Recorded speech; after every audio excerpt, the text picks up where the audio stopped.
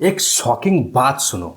अगले 10 साल में बहुत सारे टॉपर्स एवरेज मार्क्स पाएंगे और बहुत सारे average student extra ordinary success achieve करेंगे। रीज़न क्या है? Artificial intelligence.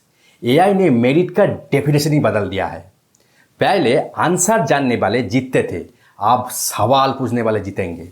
और इसी वजह से एवरेज स्टूडेंट के पास एक हिडन एडवांटेज है और जिसके बारे में ऑलमोस्ट कोई बात ही नहीं करता। जय हिंद दोस्तों, मैं हूं शांतनु। तो चलो स्टार्ट करते हैं। Why average students will win in the AI era। Number 1, AI changes the game. AI gives everyone access to knowledge. AI एक चांस दिया है कि हर एक को वो नॉलेज एक्सेस कर सकता है, कोई भी हो। ठीक है। Next, information is no longer a competitive advantage. देखो ये चीज़ बहुत ज़्यादा इंपॉर्टेंट हो गया है कि आप एक ऐसा टाइम हो रहा है ना, क्योंकि पहले क्या होता है कि जिसके पास ज़्यादा इंफॉर्मेशन होते थे, जिसके पास ज़्यादा नॉलेज होते थे, उसी को बोला जाता है कि वो बहुत ज़्यादा स्मार्ट है, बहुत इंटेलिजेंट है। लेकिन अब ऐसा नहीं रहा, क्योंकि इंफॉर्मेशन निकालने में जस्ट कয়েক सेकेंड के अंदर आ जाता है। ओनली 2 to 3 सेकेंड के अंदर इंफॉर्मेशन अवेलेबल हो जाता है। क्योंकि जिसके पास ज़्यादा इंफॉर्मेशन होता है उसके पास एक्स्ट्रा एडवांटेज नहीं होगा, क्योंकि आप एआई era में है। तो चलो number 2, old world versus new world. बहुत ज़्यादा इंपॉर्टेंट है। देखो क्या है, ओल्ड वर्ल्ड में क्या होता है और अब न्यू वर्ल्ड एआई era में क्या होता है। देखो पहले क्या होता है कि एक टॉपर्स को मान लो, वो रोड लर्निंग करते हैं। ठीक है, मतलब कि वो चीज़ों को ज़्यादा डीप डाइव नहीं करते, अंदर नहीं जाते, वो जस्ट चीज़ों को मेमोराइज कर लेते हैं। क्योंकि वो क्या करते हैं कि वो नंबर्स और मार्क्स को टारगेट रखकर वो पढ़ते हैं। ठीक है।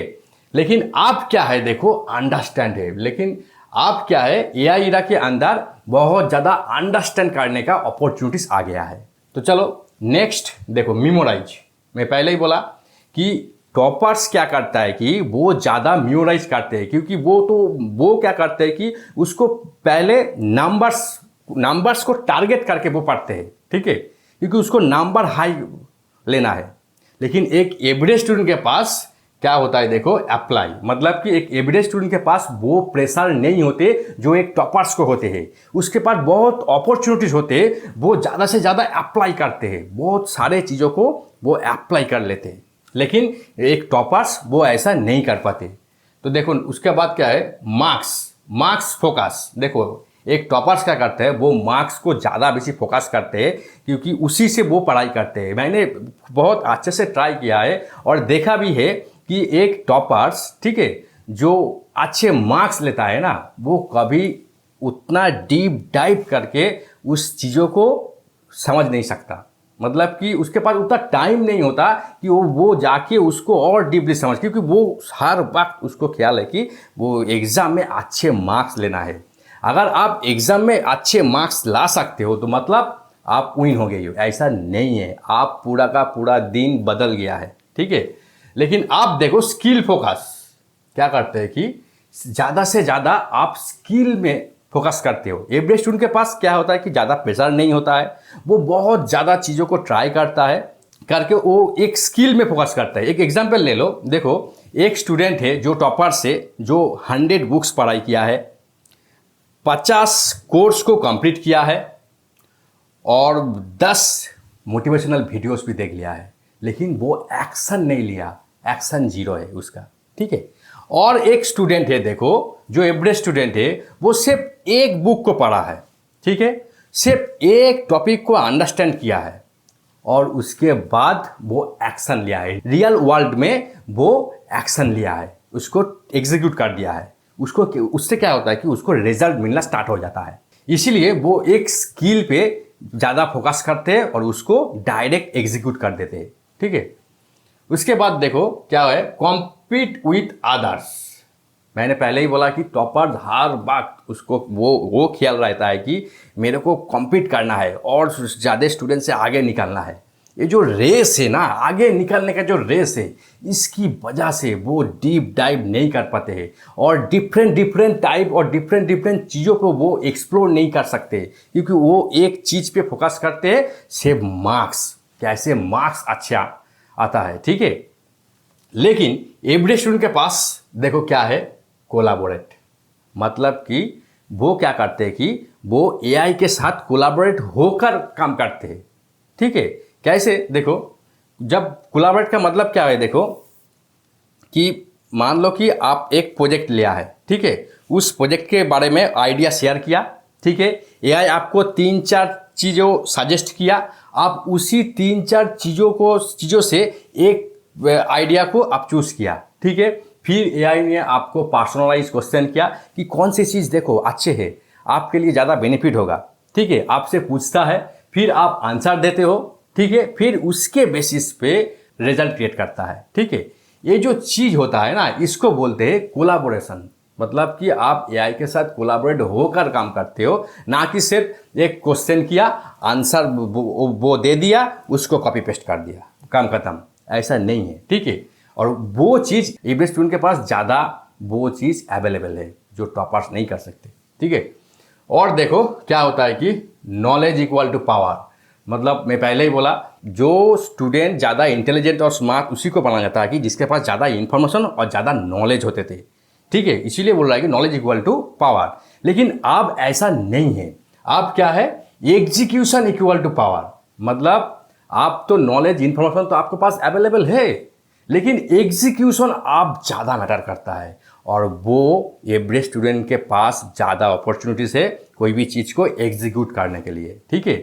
लेकिन अगर आप रियल वर्ल्ड में किसी चीज़ को एग्जीक्यूट करते हो ना, तो आपको रिजल्ट मिलना स्टार्ट हो जाता है, उसी से फिर आप फीडबैक लेते हो, फिर उसी से फिर और एक एग्जीक्यूट करते हो। इससे क्या होता है कि बहुत जल्दी आप एक्चुअल प्रैक्टिकल फील्ड में काम करके उसमें सक्सेसफुल हो जाते हो, ठीक है। तो इसके बाद क्या आता है, देखो नंबर 3, देखो नंबर 3 एवरेज स्टूडेंट एडवांटेज। ये भी बहुत ज़्यादा इंपॉर्टेंट है, अच्छे से समझ लो। देखो क्या है, क्यूरियस बाय नेचर। मतलब कि एक एवरेज स्टूडेंट क्या होता है कि वो बहुत ज़्यादा क्यूरियस होता है, और वो नेचुरली क्यूरियस हो जाता है। क्या करता है, वो फ्रीक्वेंटली स्विच करता है। मतलब किसी एक टॉपिक को बुक्स के अंदर पढ़ा, ठीक है, उसके बाद वो उसी टॉपिक से यूट्यूब पे गया और वन शॉट वीडियो देख लिया, ठीक है, उसके कॉन्सेप्ट क्लियर करने के लिए। फिर आया, फिर चैट जीपीटी से या एआई से उसको क्वेश्चन किया, फिर उसी से क्वेश्चन सॉल्व किया। ये जो डिफरेंट टाइप्स ऑफ जो फील्ड वो काम कर रहा है ना, इसीलिए वो बाय नेचर क्यूरियस होता है, क्योंकि उसके पास उतना ज़्यादा प्रेशर नहीं होते मार्क्स लेके आने का। Okay, tries different things. वो क्या करते हैं कि मैंने जो बोला, वो एवरेज स्टूडेंट क्या करते हैं कि बहुत सारे डिफरेंट चीज़ों में वो ट्राई करते रहते हैं। क्योंकि आप एक आइडिया ट्राई किया, कल दूसरी आइडिया ट्राई किया, इस तरह का बहुत सारे आइडिया वो ट्राई करते रहते हैं, ठीक है। उसके बाद देखो क्या है, लर्न फ्रॉम मिस्टेक। वो क्या करते हैं कि एवरेज स्टूडेंट मिस्टेक से सीखते हैं, ठीक है। मान लो कि एक टॉपिक को वो बोला एआई को, वो कुछ सजेस्ट किया, लेकिन उसको अच्छा नहीं लगा, फिर बोला कि ठीक है, फिर और कुछ अप्लाई करते हैं, फिर बोला, फिर और कुछ अप्लाई करते, ऐसे करते करते वो उसको क्या करता है कि उसको मिस्टेक तो होता है, लेकिन वो मिस्टेक के साथ बहुत ज़्यादा अडेप्ट कर लेता है, ठीक है, और उसके साथ साथ जाते हैं। इसीलिए वो उसका कोर नॉलेज बहुत डीप तक जा पाते हैं। देखो इसके बाद क्या है, एडप्ट्स क्विकली। एवरेज स्टूडेंट क्या करता है कि वो क्विकली एडप्ट कर लेते हैं, ठीक है। कैसे, ये जो एडप्ट्स वाला चीज़ है ना, बहुत इंपॉर्टेंट है, क्योंकि आपको जितना ज़्यादा एडप्शन में आ जाएगा, लेकिन टॉपर्स के पास उतना पॉसिबिलिटीज नहीं है। क्यों? क्योंकि वो सिर्फ एक ही चीज़ पे फोकस करता है, सिर्फ मार्क्स। कैसे मार्क्स, ज़्यादा से ज़्यादा मार्क्स लेके आना है, 99% मार्क्स लेके आना है, लेकिन वो ज़्यादा एडप्ट नहीं कर पाता है कुछ नया चीज़ों से। लेकिन एवरेज स्टूडेंट वो कर पाता है। क्यों? क्योंकि वो डिफरेंट चीज़ों ट्राई करता है, ठीक है। ये जो सारे जो न्यू चीज़ों को जो ट्राई करता है ना, पहले मान लो कि किसी एक गेम को ट्राई किया, फिर दूसरी गेम, फिर तीसरी गेम, इस तरह का सारे चीज़ वो ट्राई करता है। मतलब कि वो बहुत ज़्यादा जल्दी वो एडप्ट भी कर रहा है उस चीज़ पे, इसलिए वो ज़्यादा डीप डाइव कर पाते हैं, ठीक है। उसके बाद देखो थिंग्स क्रिएटिवली। देखो ये भी बहुत इम्पोर्टेंट है कि आज का दिन अलग है, आज का दिन इंफॉर्मेशन जिसके पास ज़्यादा है वो अच्छे नहीं है। जो क्रिएटिवली थिंक करता है, जो सोचता है, ठीक है, ये और कैसे इसको क्वेश्चन कर सकते हो। आप जितना ज़्यादा आप क्वेश्चन कर सकते हो वो भी क्रिएटिवली, आप उतना ही आपको बेटर रिजल्ट मिल सकता है।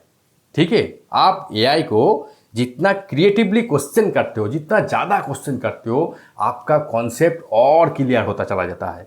ठीक है, और रिजल्ट भी आपको बहुत अच्छे मिलता है। इसके देखो नेक्स्ट क्या है, not afraid to ask question. देखो ये भी बहुत इंपॉर्टेंट है। पहले क्या करता है कि देखो जब आप स्कूल में होते थे ना, क्या होता है कि ये एवरेज स्टूडेंट क्या करता है कि वो पहले ही बोल देते, सर मेरे को तो वो चीज़ समझ में नहीं आया है, मेरे को फिर से बोलिए। लेकिन वो चीज़ करना बहुत ज़्यादा टफ होता था। ठीक है, क्योंकि सर ने क्या बोलेगा, जो सामने वाला है वो कैसा रिएक्शन दिखाएगा, बहुत सारे चीज़ें रहता था, इसीलिए वो इतना फ्रीक्वेंटली क्वेश्चन नहीं कर पाता है। ठीक है, लेकिन आप उस तरह का प्रॉब्लम नहीं है, आप जब चाहो तब क्वेश्चन करो। ठीक है, इसीलिए क्या करता है कि not afraid to ask question, वो अफ्रेड नहीं होते क्वेश्चन करने के लिए। ठीक है, जब मन में क्वेश्चन आए वो कर देते हैं। और अभी तो वही तो चीज़ है, जितना ज़्यादा क्वेश्चन कर सकते हो उतना ही ज़्यादा आप डीप डाइव कर सकते हो किसी भी टॉपिक पे। ठीक है, तो ये था 3 एवरेज स्टूडेंट एडवांटेज। ठीक है, उसके बाद देखो number 4, what really matters now. आप देखो एक्चुअली कौन सी चीज़ मैटर्स कर रहा है, क्योंकि आप देखो टॉपर्स को नंबर बहुत अच्छे से आ जाता है।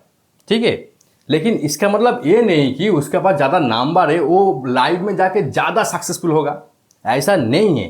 क्योंकि एक एवरेज स्टूडेंट भी बहुत ज़्यादा सक्सेसफुल हो सकता है। जैसे कि मान लो कि जब बिल गेट्स ने बोला ना, जो उसका कंपनी में वो सेम स्कूल में पढ़ाई किया है, उस स्कूल का जो टॉपर था वो उसका कंपनी में वो एम्प्लॉय है, आज वो एम्प्लॉय है। ठीक है, ऐसा नहीं है कि उसके पास ज़्यादा नंबर से वो आगे जाके बहुत ज़्यादा सक्सेसफुल हो जाएगा, ऐसा नहीं है, क्योंकि आप ज़माना बदल गया है।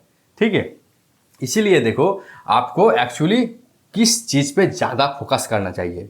ठीक है, और देखो कि जो रिच डैड पुअर डैड की जो ऑथर है ना, रॉबर्ट कियोसाकी, उसने भी एक तो बुक ही लिख डाला है कि क्या है कि देखो A student works for C student. क्यों लिखा है? अगर ऐसा ही होता कि टॉपर ही जो आगे जाके ज़्यादा सक्सेसफुल होता तो इस तरह का बुक्स भी नहीं लिख पाता। तो आप देखो कौन सी चीज़ पे ज़्यादा फोकस करना चाहिए। पहला है कि क्रिटिकल थिंकिंग। देखो क्या है क्रिटिकल थिंकिंग, दूसरा है क्रिएटिविटी, और तीसरा है कम्युनिकेशन। देखो क्रिटिकल थिंकिंग आपको ज़्यादा करना है। आप तो वही का दिन है, आप तो इन्फॉर्मेशन को तो याद रखने का कोई बात नहीं है। आपको जितना ज़्यादा हो सके आप क्रिटिकली थिंकिंग करो। ठीक है, और क्रिएटिविटी के साथ करना है। ठीक है, क्रिएटिविटी के साथ करना है। मैं इस चीज़ को और आगे ज़्यादा डीपली मैं आज नहीं बोलूँगा, क्योंकि इस फील्ड में एक अलग से और वीडियो बनाऊँगा।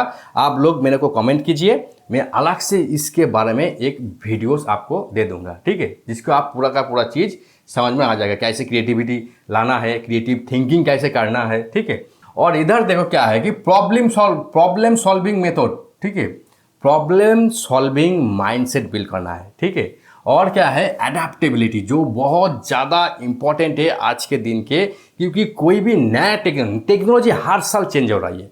ठीक है, टेक्नोलॉजी हर साल चेंज हो रही है। अगर आप एडॉप्ट कर जाते हो ना तो आपको कोई नहीं रोक सकता। ठीक है, वो जो बोल रहे हैं ना जब एआई आ गया है सबका जॉब खा लिया है, ऐसा नहीं है।